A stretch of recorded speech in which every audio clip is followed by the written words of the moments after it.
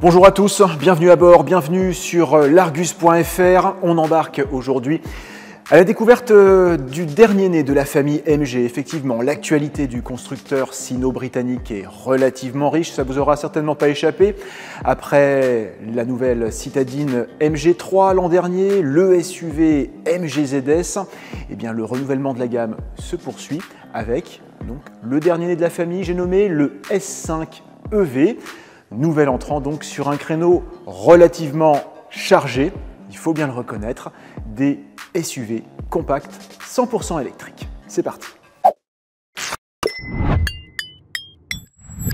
Donc, S5 EV, de quoi s'agit-il? Alors pour le replacer dans son contexte d'une gamme MG qui peut paraître parfois un peu complexe, il faut le voir comme l'héritier indirect de l'ancien ZS électrique qui n'a pas été vraiment remplacé puisque désormais le nouveau ZS existe uniquement en hybride chez nous. Le S5, lui, sera bien donc 100% électrique. Justement, il emprunte sa plateforme, l'essentiel de sa base technique, donc à la compacte MG4. Il faut donc le voir comme le parallèle, comme le pendant SUV de la MG4. Ça se voit d'ailleurs au niveau du style, au niveau du dessin, la face avant principalement avec le regard quand même assez acéré, un style plutôt affûté. Bon, dans l'ensemble, les contours restent ceux d'un SUV relativement conventionnel. On va s'attarder justement au niveau de cette face avant. Ce qu'il faut savoir, c'est que l'aérodynamisme a été particulièrement travaillé. Regardez, en bas du bouclier, là par exemple, on trouve des volets actifs. Sur les côtés également, donc des passages ont été ménagés donc, pour améliorer le flux d'air. 0,27 de CX d'ailleurs, c'est une valeur tout à fait correcte, tout à fait respectable pour la catégorie.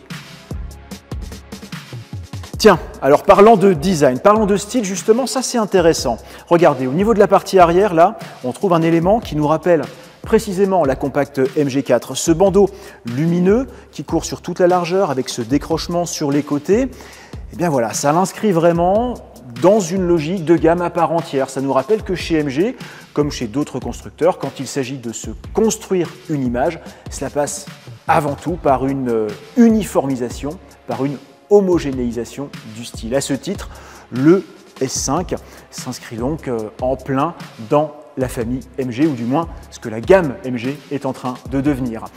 En prenant un peu de recul, alors là effectivement on retrouve une silhouette de SUV tout à fait classique, plutôt équilibrée, assez dynamique, certes très conventionnel. En termes de dimension, à 4,48 m, il est tout de même 16 cm plus long que l'ancien ZS et ça le place en rival frontal des Renault Scénic E-Tech, Skoda Elroq, Hyundai Kona principalement.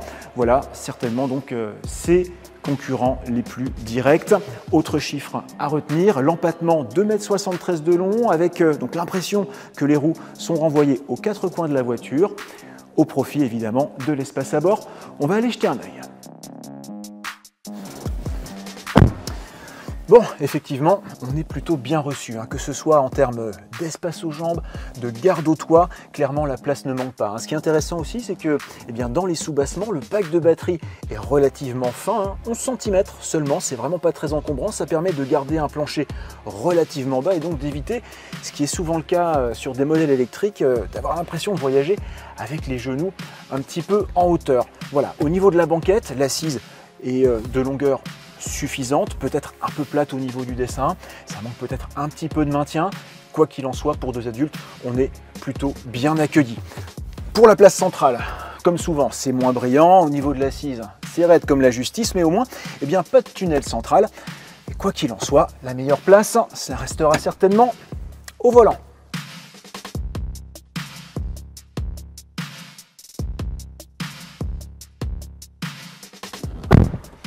Joli bruit, voilà, c'est plutôt qualitatif, on va y revenir. Donc, à quoi s'attendre au volant de ce S5 EV? En attendant les premiers tours de roue, quelques éléments déjà quand même assez prometteurs. Ce qu'il faut savoir, c'est que le S5 EV repose quasiment trait pour trait sur la même plateforme que la compacte MG4. C'est plutôt de bon augure effectivement, puisque la MG4 nous avait laissé une excellente impression en matière d'agrément, de comportement dynamique, et ici, bien qu'il s'agisse de la direction, des liaisons au sol ou du châssis, tout est repris quasiment tel quel. Simplement, les suspensions ont été réglées de manière à apporter un peu plus de confort, compte tenu de la philosophie un peu plus familiale donc de la voiture. En matière de motorisation, en revanche, c'est exactement la même chose. Deux niveaux de puissance, avec un moteur électrique accouplé à l'essieu arrière. C'est donc une propulsion, 170 chevaux pour l'entrée de gamme et 231 chevaux donc pour la version la plus puissante avec des chronos quand même assez intéressants. 6 secondes 3 de 0 à 100, comme on disait, c'est prometteur. Au niveau des batteries, alors là, pas de surprise non plus.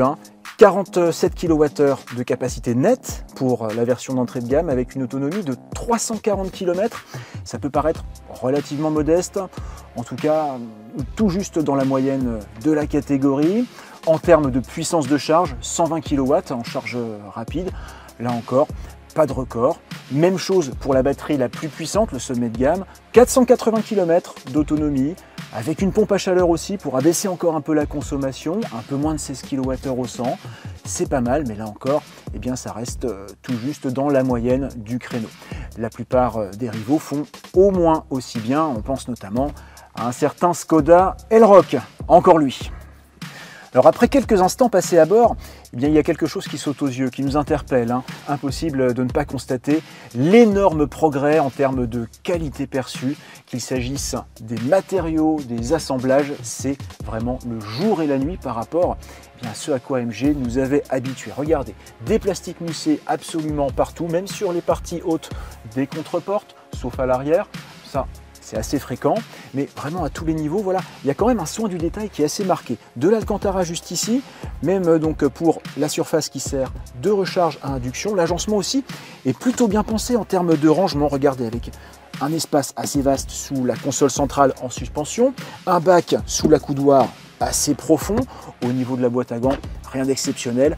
Voilà, le volume est assez symbolique, mais au moins elle mérite d'exister. On notera aussi qu'on conserve de vrais boutons pour justement permettre d'accéder rapidement aux fonctions de base de climatisation. Même dans leur toucher, ça fait pas vraiment toc, non, c'est vraiment de très bonne facture. Et il faut savoir, c'est que là, on a vraiment affaire à un agencement de mobilier tel qu'on l'aura sur toutes les versions, même sur l'entrée de gamme. Voilà, avec un écran de 12,8 pouces pour l'interface média, avec les fonctions de conduite, les informations donc sur l'état de charge de la batterie, des fonctions connectées, la navigation, voilà, tout ça évidemment cette série. Sous les yeux, un bloc d'instrumentation 100% numérique, relativement clair, relativement lisible. Il est vrai que justement on avait pu adresser quelques reproches à AMG, plus de la qualité perçue. L'autre point qui vraiment prêtait le flanc à la critique, c'était l'ergonomie générale. Là visiblement, il y a eu de sérieux efforts d'accompli. Et bonne nouvelle aussi en matière d'assistance à la conduite avec des raccourcis. Et juste ici, eh bien, une touche permettant de mémoriser, par exemple, l'activation ou la désactivation de certaines aides à la conduite. Oui, des chiffres, beaucoup de chiffres. Un dernier pour la route. 453 litres, c'est la capacité de chargement de ce S5EV. On ne peut pas dire qu'il soit particulièrement bien loti côté bagages. Effectivement, la plupart de ses rivaux font mieux, c'est pas ridicule pour autant. Cela dit, bon, prochaine étape, rendez-vous le 9 mai pour l'ouverture des commandes et le début de sa carrière commerciale. Arrivée sur nos routes prévues courant juin.